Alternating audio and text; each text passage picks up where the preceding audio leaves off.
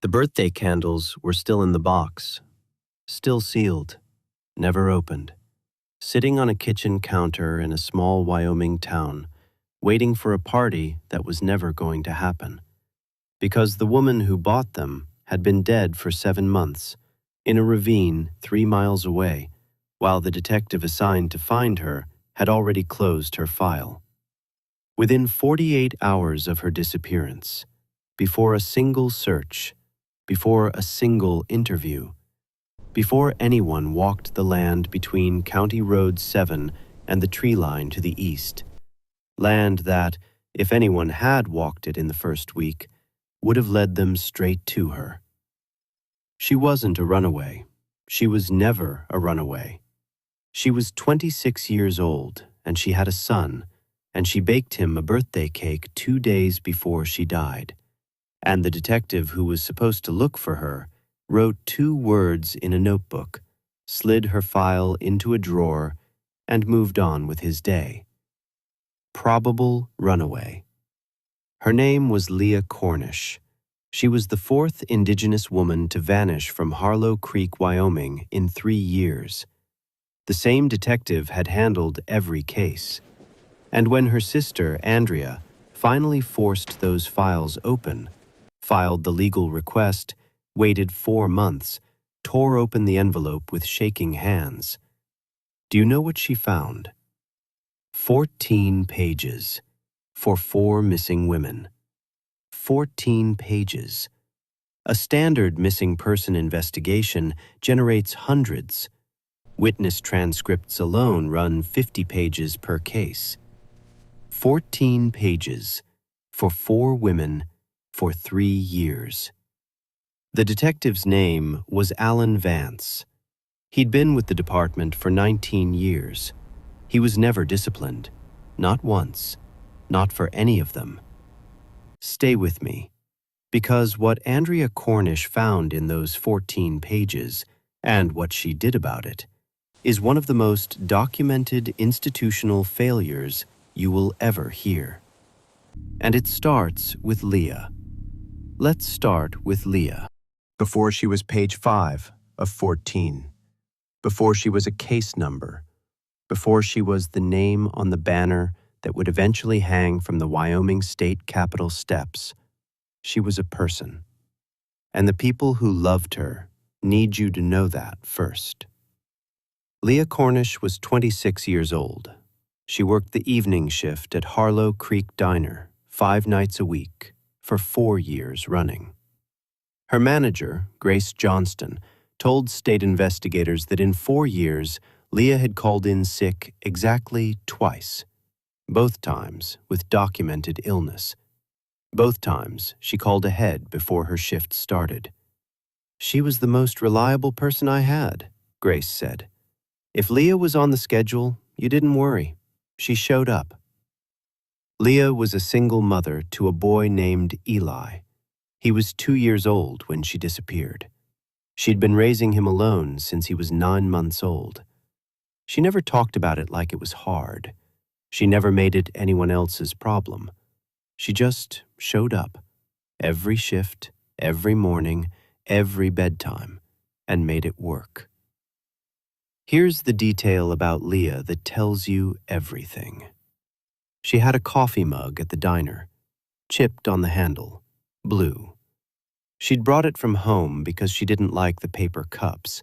She washed it herself at the end of every shift and put it in her locker. Her coworkers tried to use it once as a joke, and she was more firm about it than about almost anything else they'd ever seen her be firm about. That mug, her son, her routine, those were her things, small, guarded, completely hers. She didn't broadcast any of it. She didn't need anyone to notice. She just held on to what was hers and kept moving. Every single night, she texted her sister Andrea before bed. That was the ritual. 3 years, no gaps. Just checking in. Long shift, but I'm home. Eli was fussy today. Send coffee. Just a message. just so Andrea knew she was safe. A tiny, daily proof of life between two sisters who lived 11 minutes apart and still needed to hear it. On February 9th, 2021, Leah sent her last text at 10:53 p.m. Just closed up. Cold out tonight. Heading home. Love you. She never sent another one. 2 days before that night, Leah had baked a birthday cake, 3 layers, white frosting. She'd done it 2 days early because she worked long shifts and she wanted to make sure it was perfect. It was for Eli. He was turning 3 the following Saturday.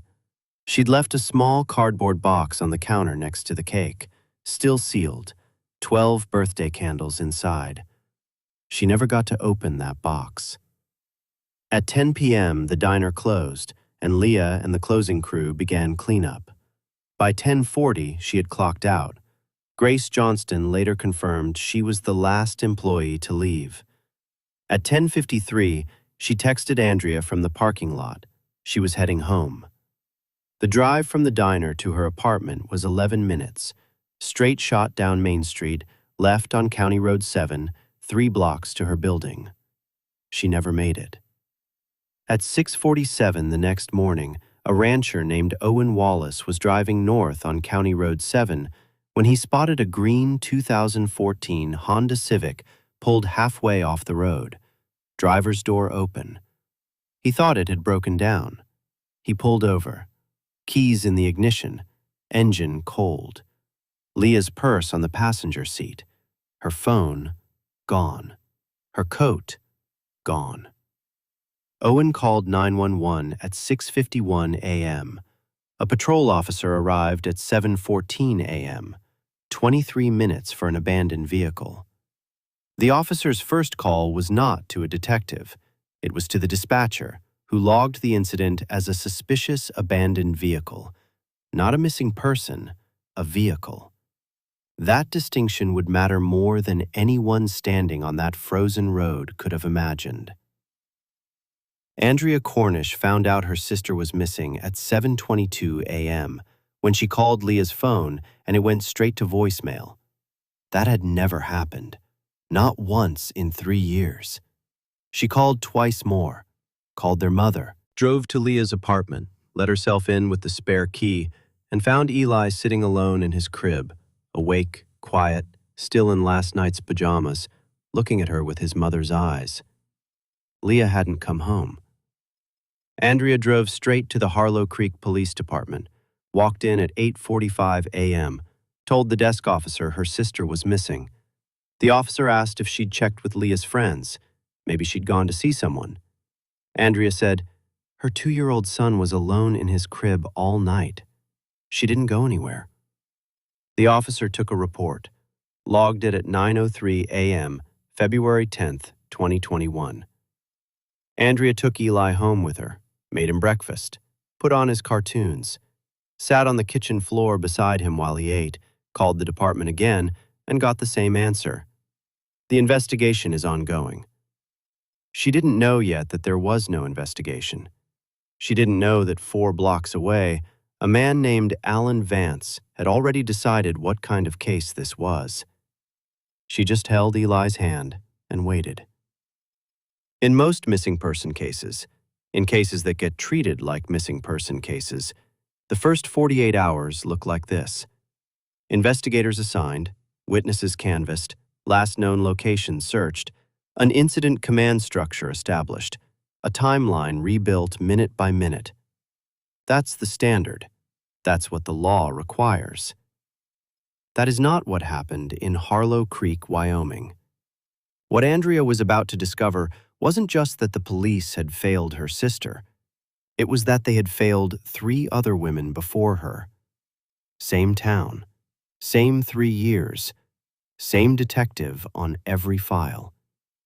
And every single time, the method was identical. File opened, 2 words. File closed. Before a single search. Before a single knock on a door. 4 women. No searches. We're going to walk you through exactly how that happened, and exactly how it was documented confirmed, and proven step by step. Because this story doesn't end in suspicion. It ends in a 79-page state inquiry that used the word failure 14 times. Stay with me. 3 days after Leah disappeared, Andrea was at her kitchen table at midnight. Yellow legal pad, cold coffee. A feeling she couldn't name but couldn't put down. The police department calls weren't going anywhere. Ongoing. In touch soon. These things take time. But nobody had knocked on her door. Nobody had called Leah's coworkers. Nobody had gone back to County Road 7 with dogs or a grid map or anything at all. So Andrea started making her own calls. She went back to what she already knew. Leah was the fourth Indigenous woman to disappear from Harlow Creek in 3 years.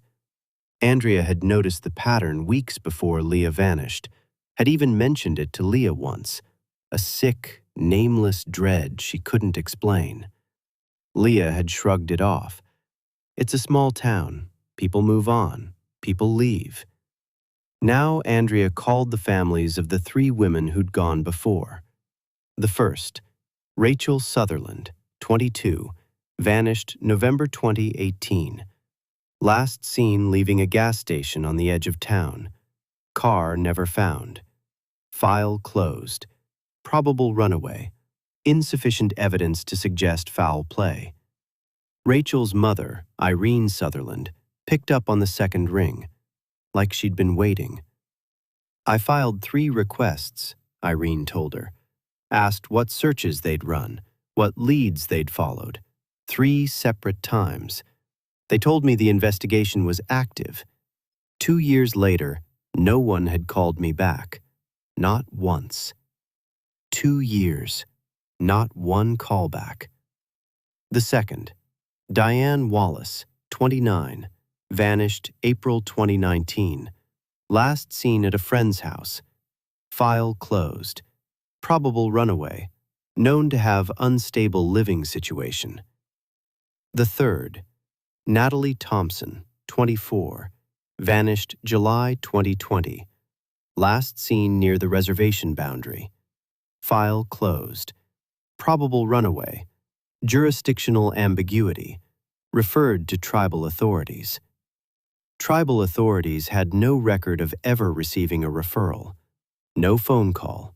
No file transfer. No record at all. 4 women, ages 22 to 29, all Indigenous, all living in or near Harlow Creek. All gone. All files closed with the same phrase. Probable runaway. Andrea wrote it on her legal pad 4 times in a column, one under the other. Then she circled all 4 at once.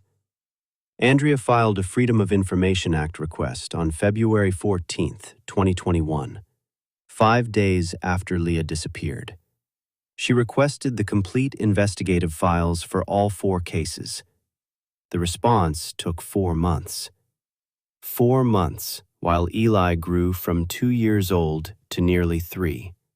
4 months of weekly calls to the department that all ended the same way. 4 months while the birthday cake sat wrapped in plastic in the back of her refrigerator, because she couldn't throw it away, and she didn't want to think too hard about why.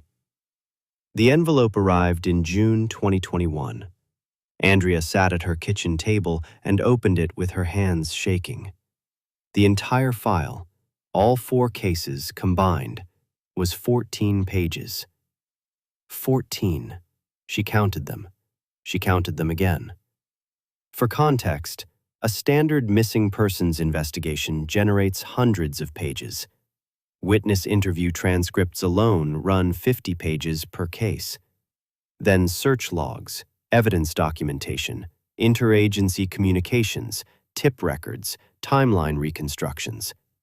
Hundreds of pages per case. 14 pages. 4 cases, 3 years. She turned through it slowly, page by page.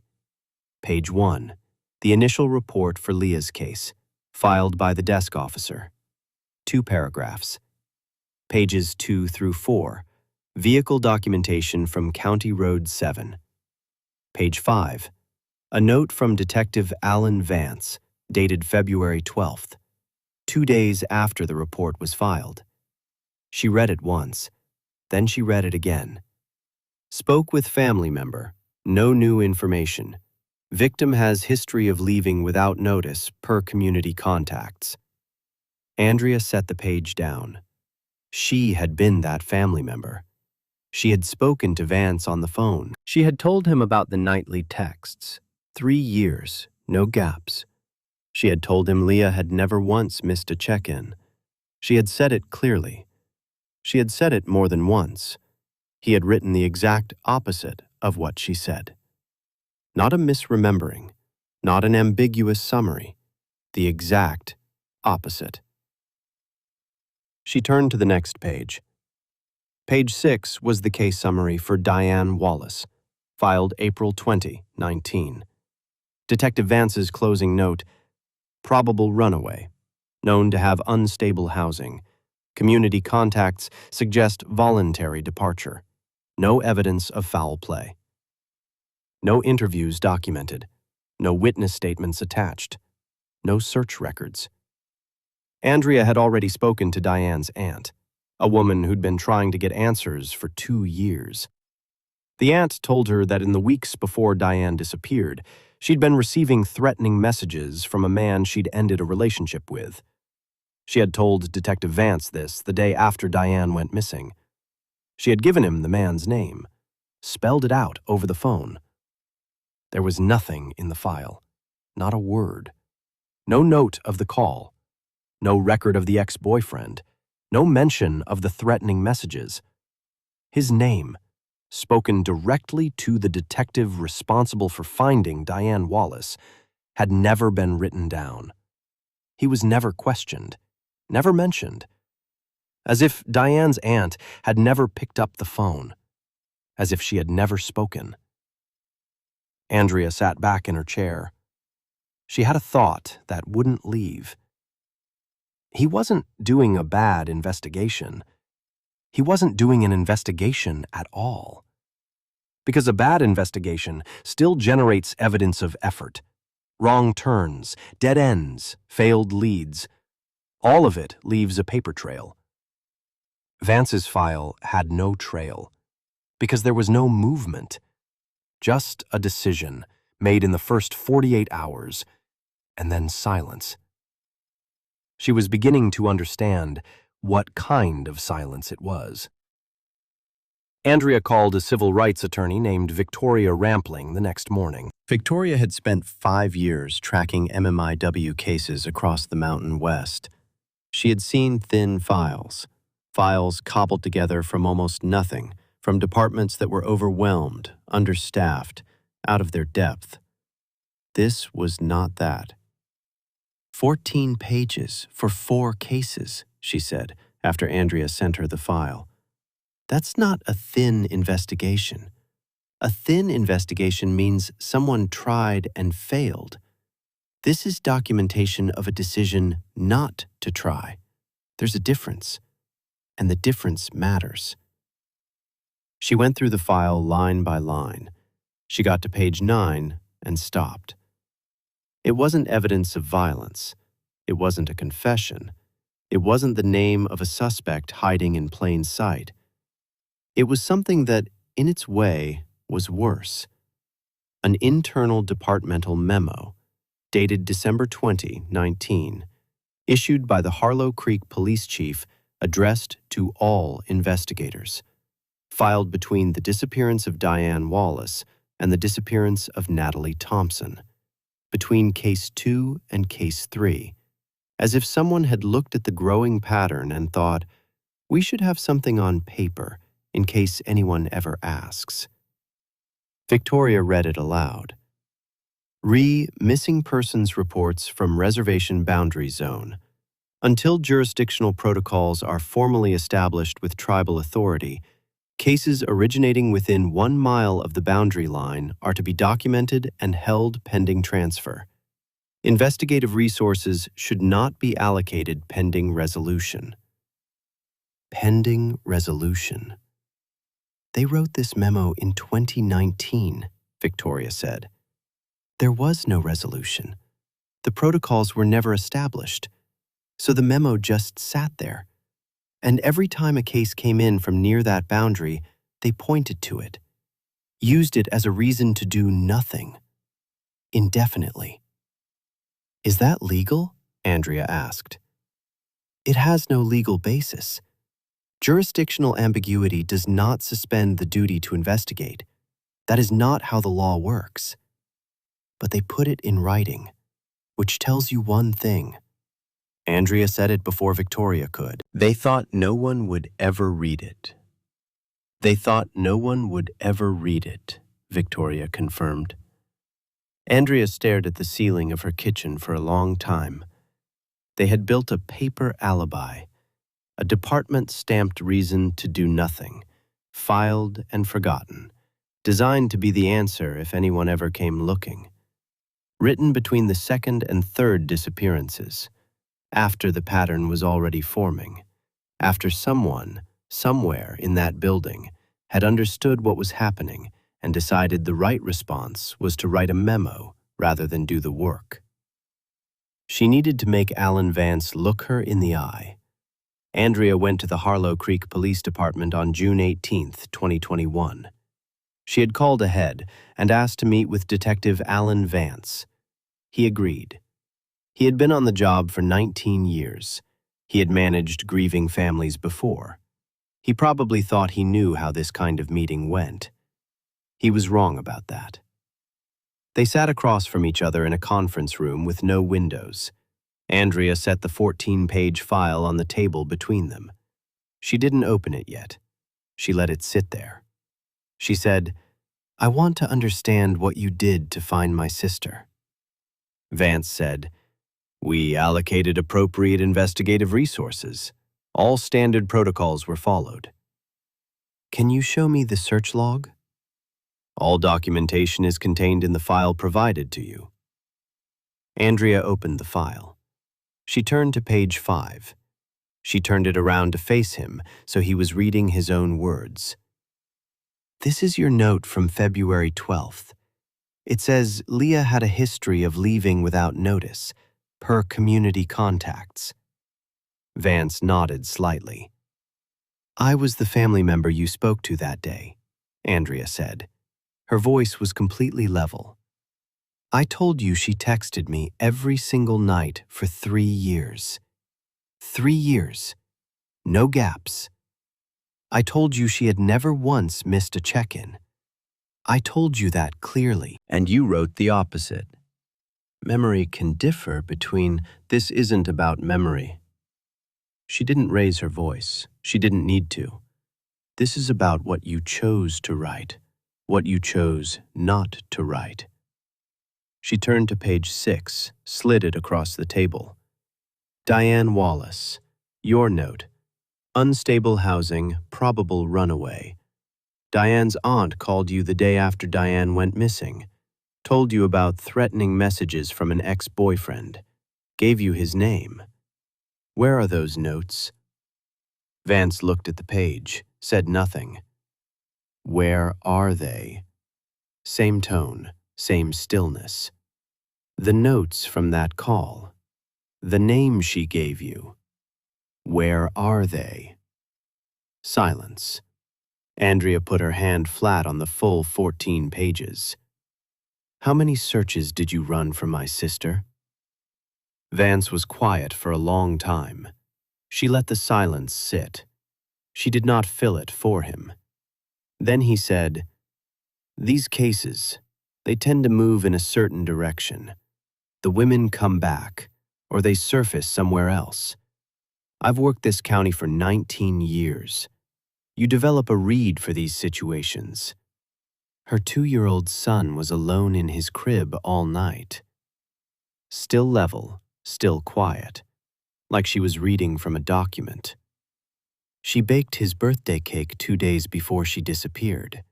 She hadn't missed one nightly text in 3 years.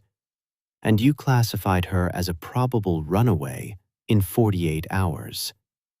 She stood up. I want to know at what point you made that decision.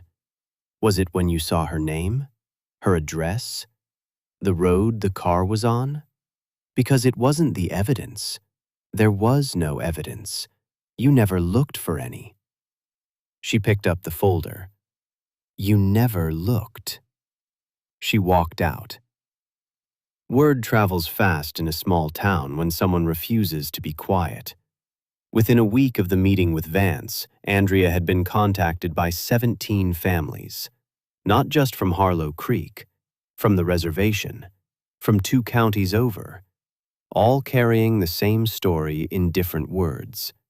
A woman missing, a thin file, a case closed before anyone walked the land, a phone that eventually stopped being answered. Owen Wallace had been keeping notes since the morning he found Leah's car. He'd photographed the scene before the officer arrived, written down exact times, logged every interaction with the department. He called Andrea on a Tuesday night. I've been waiting for someone to push, he said. I didn't want to step wrong, but I know this land. I know every acre between County Road 7 and the Ridge, the way you know the back of your own hand. And I know that nobody has walked it looking for her. He started organizing. 3 weeks after Andrea walked out of that conference room, Owen had 240 volunteers assembled in the parking lot of the Harlow Creek Community Center at 6:30 on a Saturday morning. The sun hadn't risen yet. The temperature was 34 degrees. There were farmers in canvas work coats and teenagers in borrowed hiking boots, and elders from the reservation who had driven 2 hours in the dark before sunrise. There were search and rescue professionals who donated their weekend. There were former law enforcement officers who knew grid methodology and spent the first hour teaching everyone else how to walk a straight line through timber. The Harlow Creek Police Department was not involved, not invited, not consulted, not informed. They searched for 4 days. They found nothing. But when they left, something had changed. A community had learned how to look, and it was not prepared to stop. In the evenings, when the searches were done and the volunteers had gone home, and the calls with Victoria had finally ended, Andrea would come back to the house and find Eli waiting. He was 2 years old when Leah disappeared, then almost 3, then 3, then past 3. He had Leah's eyes, dark and direct, the kind that made you feel like he was already thinking about something you hadn't said yet. He had started asking questions. Where's Mama? Andrea always gave the same answer. She went away for a while, sweetheart.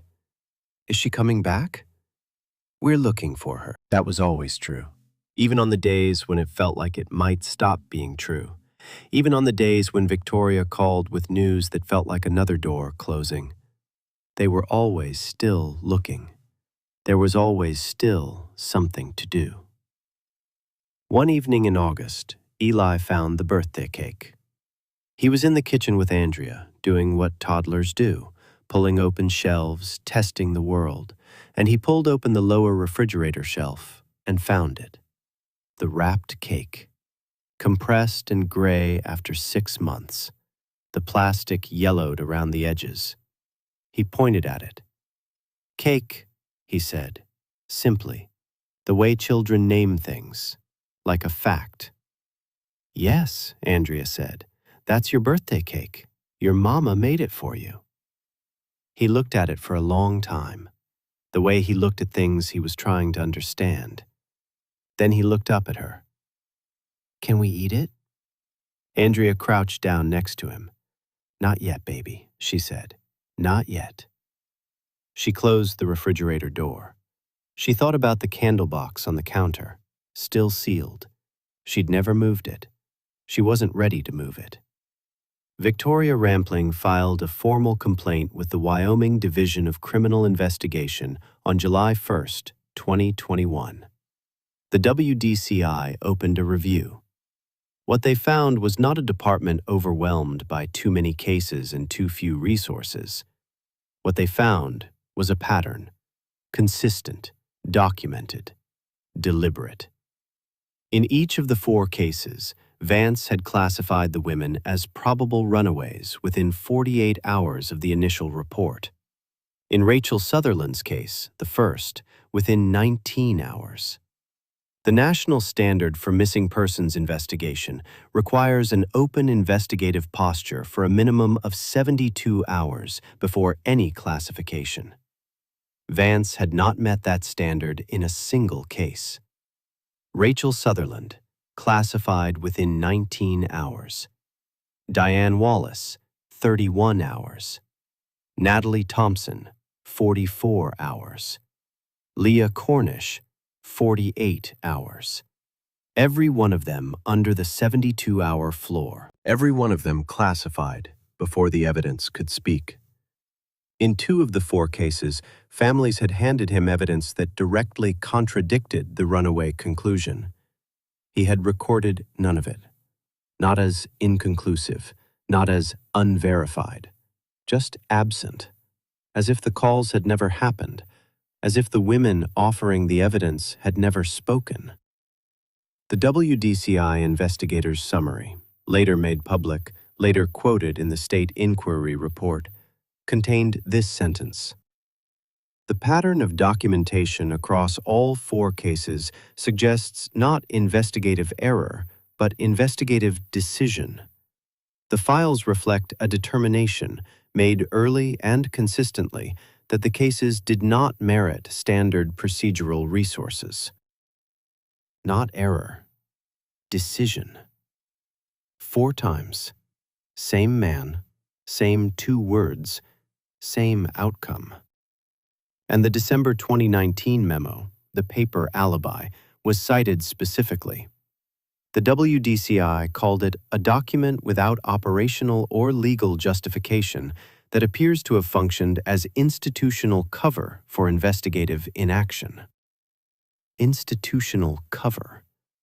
A memo designed to justify silence, written between the 2nd and 3rd disappearances, filed in a drawer, activated twice, never challenged by anyone in that building. For 19 years, nobody in that building challenged anything Alan Vance did. That was its own kind of failure. Everything we've shown you so far, the thin file, the false note, the paper alibi, the 4 closed cases, that's the institutional failure. That's the system. But here is what no WDCI report can fully capture. What it cannot put in a summary is what it felt like to be Andrea Cornish, sitting in her kitchen at midnight, reading Vance's note about her sister, knowing she had been the family member on the phone, knowing she had given him evidence and watched it disappear into a file that was never going to be opened again. Knowing that while she called every week asking if the investigation was ongoing, it wasn't. It had never started. The report calls it systemic failure, and it is. But there was also a man who made 19 years of choices, and nobody stopped him. We need to talk about that man. Alan Vance had been a detective with the Harlow Creek Police Department since 2002. 19 years. Reliable, professional, low drama. His personnel file had 2 commendations and 0 disciplinary actions. He was not a monster in the way people picture monsters. He was something more ordinary, and in some ways harder to look at. He was a man who had decided at some point in those 19 years, quietly, without announcement, without anyone noticing, that certain cases were worth his time, and certain cases were not. His colleagues told WDCI investigators they had never heard him express hostility toward Indigenous community members. He wasn't the one making comments in the break room. He wasn't the obvious bad actor everyone privately suspected. He was just efficient. He kept his board clean. He didn't like open files, one colleague said. He always said an open file was an unsolved problem. He liked to move things along. Moving things meant closing them. Closing them meant classifying them. Classifying them as probable runaways meant no search required. No search meant no paperwork, no resources, no follow-up calls, no families knocking on the door every week asking questions he didn't want to answer. File moved, board clean. Next case. The terrible truth about Alan Vance is not that he hated these women. The terrible truth is that he didn't think about them enough to hate them. They were open files. He moved them. In August 2021, the WDCI expanded their review to include Vance's complete caseload going back 19 years. They ran the numbers. Let that land for a moment. Because when you have 19 years of a single detective's decisions all laid out at once, you can see something that individual families, each alone, each isolated in their own grief, each told the investigation is ongoing, could never see. You can see the whole picture. Here is what they found.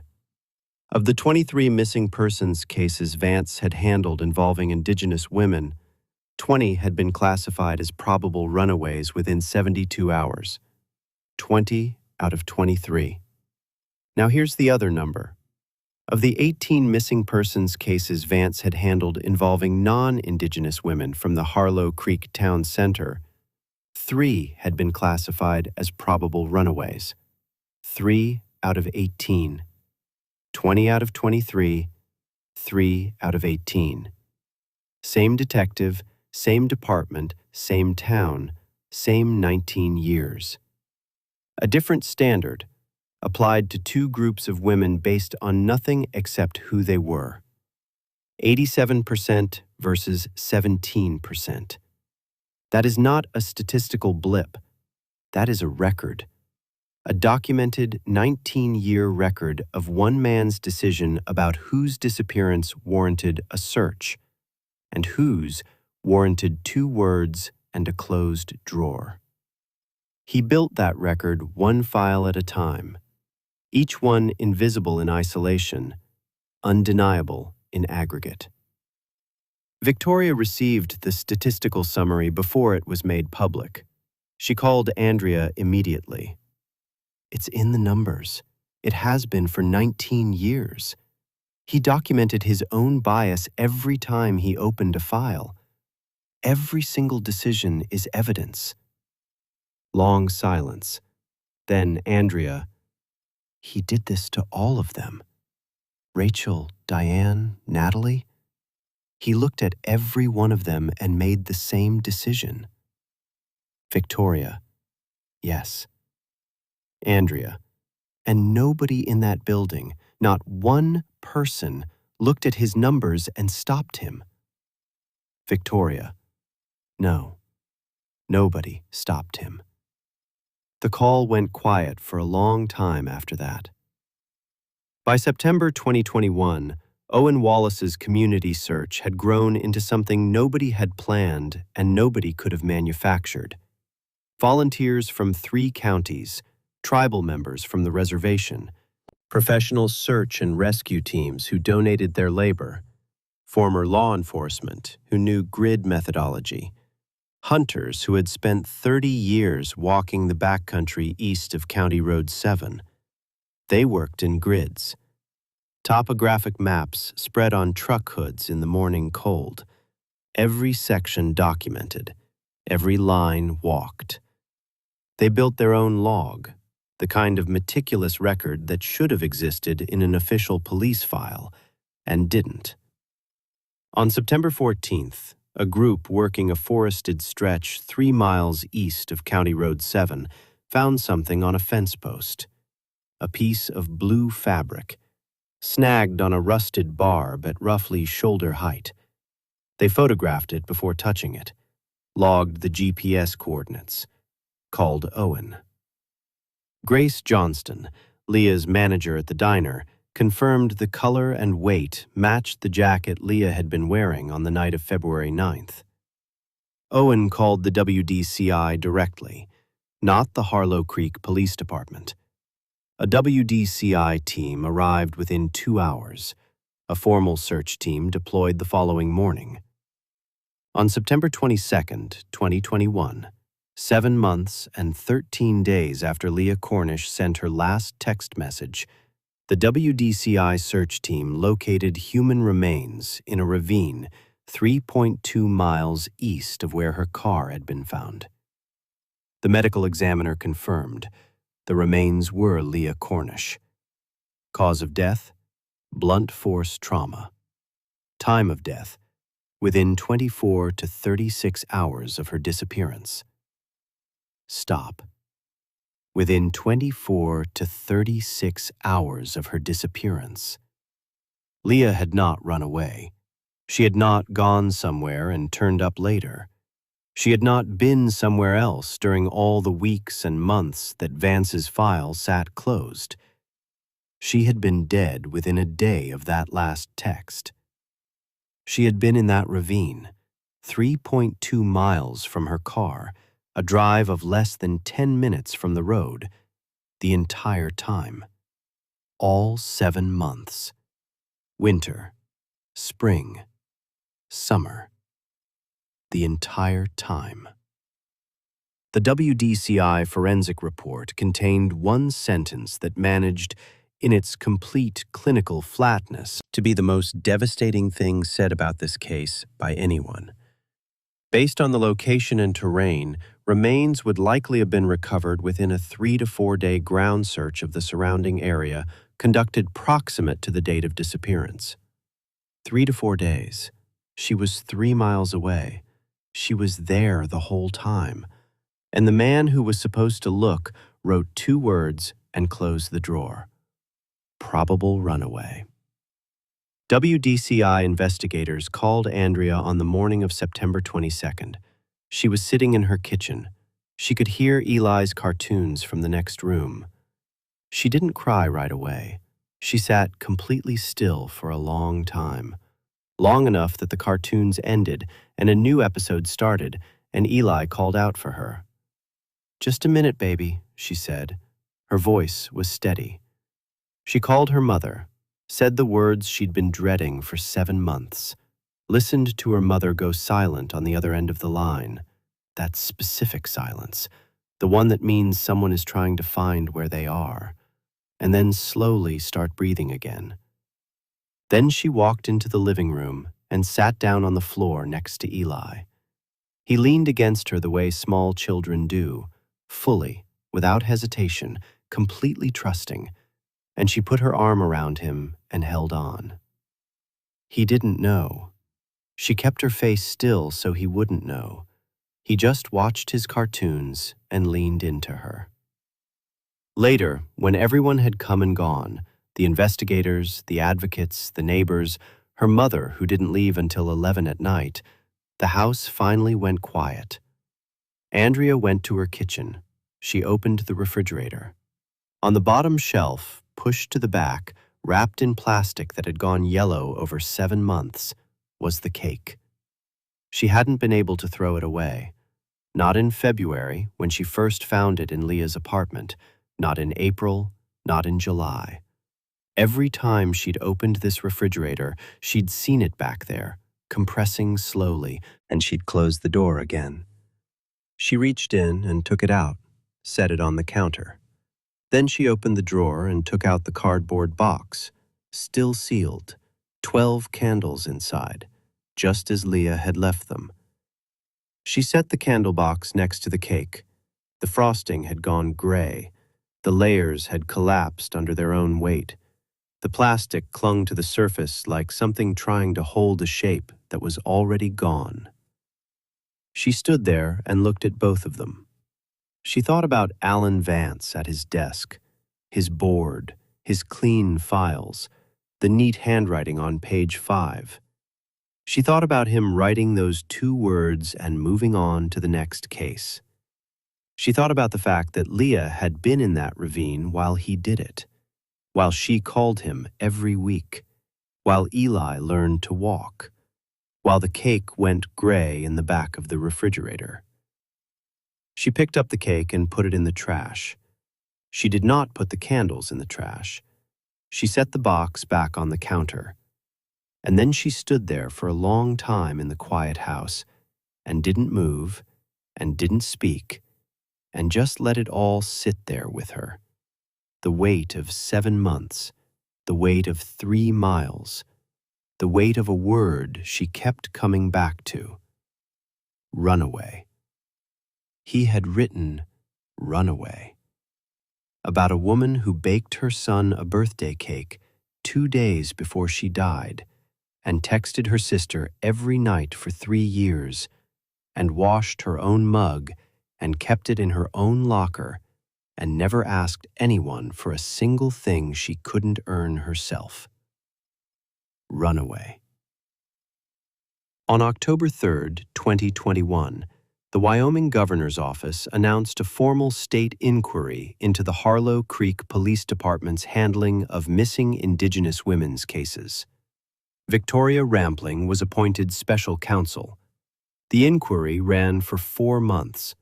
The findings were released in February 2022, 1 year almost exactly after Leah disappeared. They were 79 pages long. Think about that number.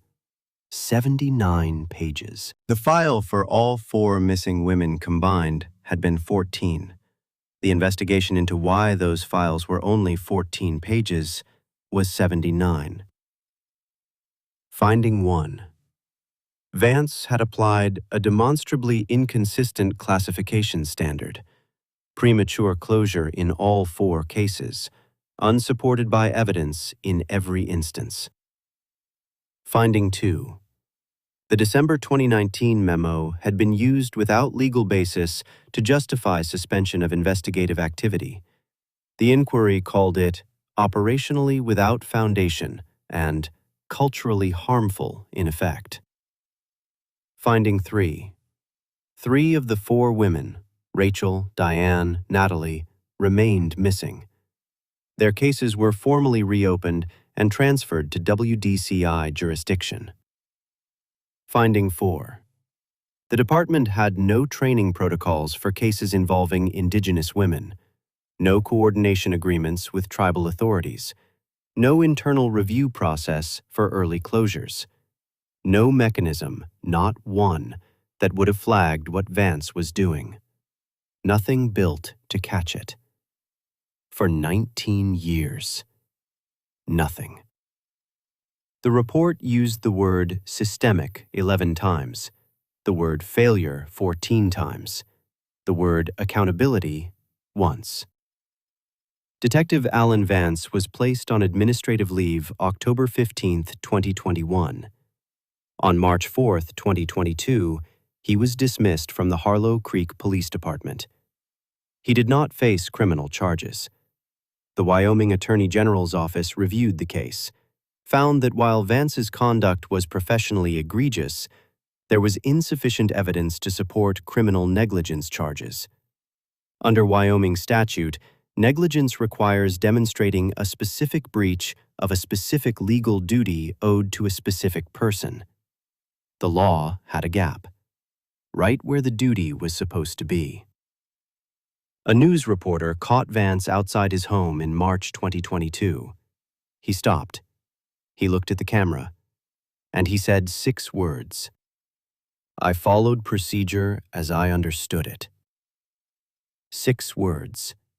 For Rachel Sutherland, who had a mother who filed 3 requests and never got a call back. For Diane Wallace, whose aunt spelled out a name over the phone that was never written down. For Natalie Thompson, whose case was referred to an authority that never received it.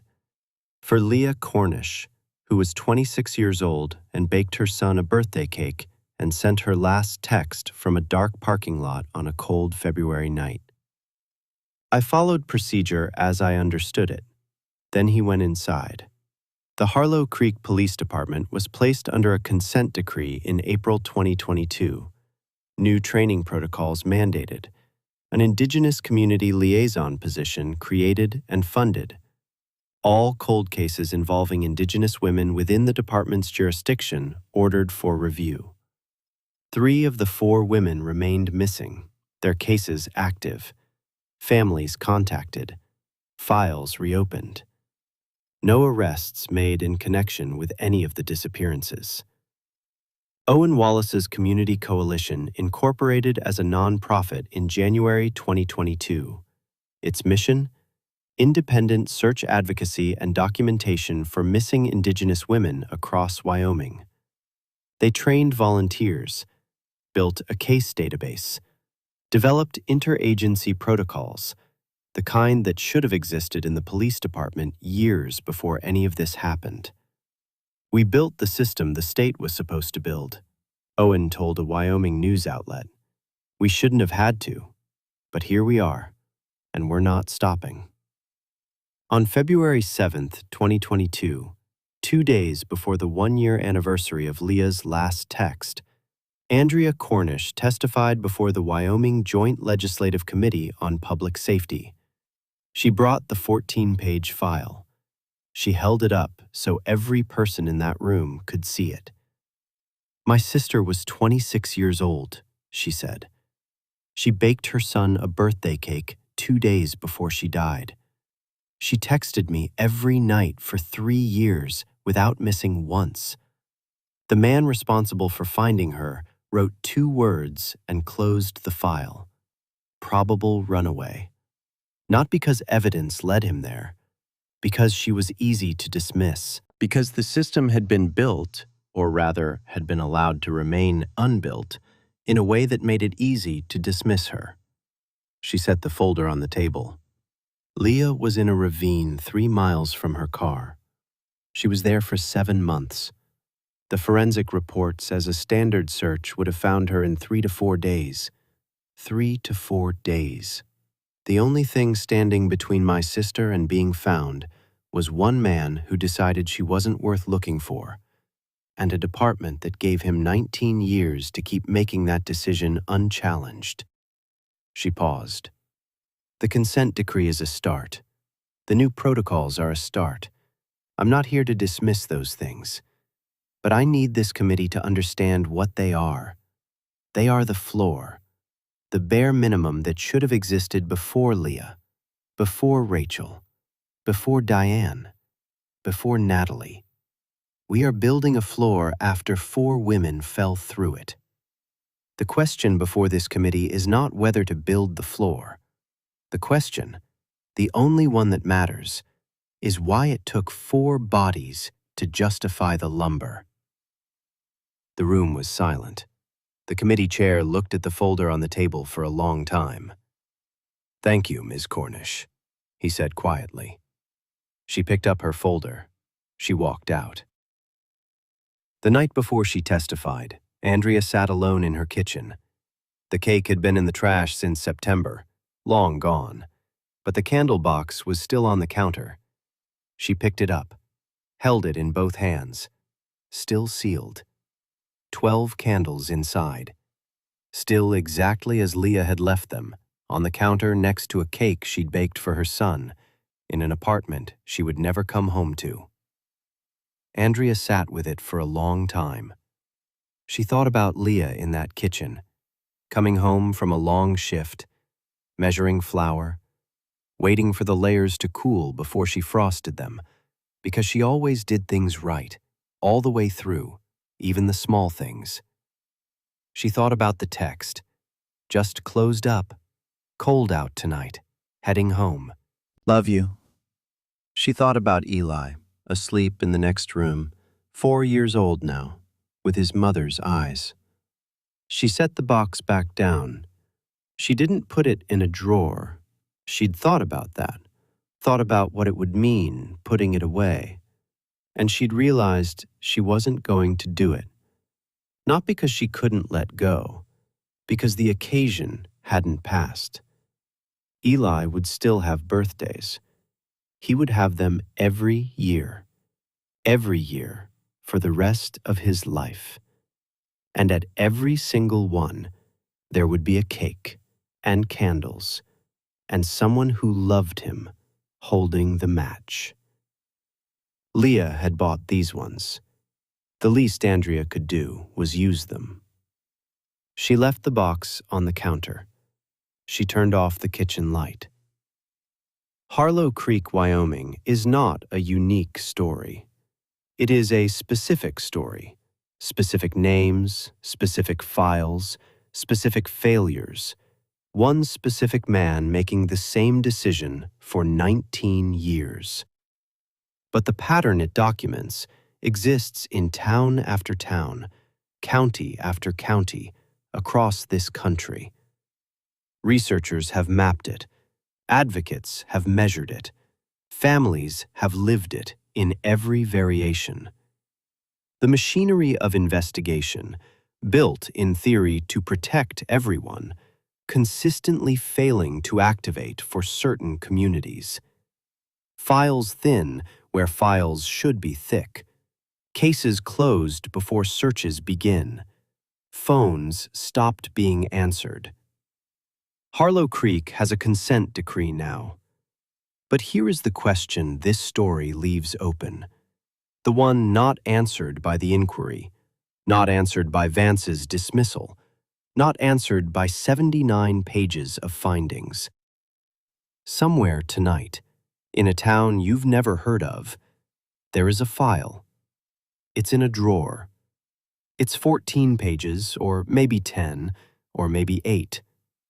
And on the last page, in someone's handwriting, there are 2 words: probable runaway. And a family is calling a phone that has stopped being answered. And nobody is walking the land. That's the thread that doesn't close. That's the question that follows you out of this video, because it hasn't been answered anywhere. Leah Cornish was buried on October 1st, 2021, in Harlow Creek, Wyoming. She was 26 years old. Her son, Eli, held Andrea's hand through the entire service. He didn't let go once. Rachel Sutherland, Diane Wallace, and Natalie Thompson remain missing. Their cases are active. Their families are still waiting. Leah Cornish deserved a search party. So did Rachel. So did Diane. So did Natalie.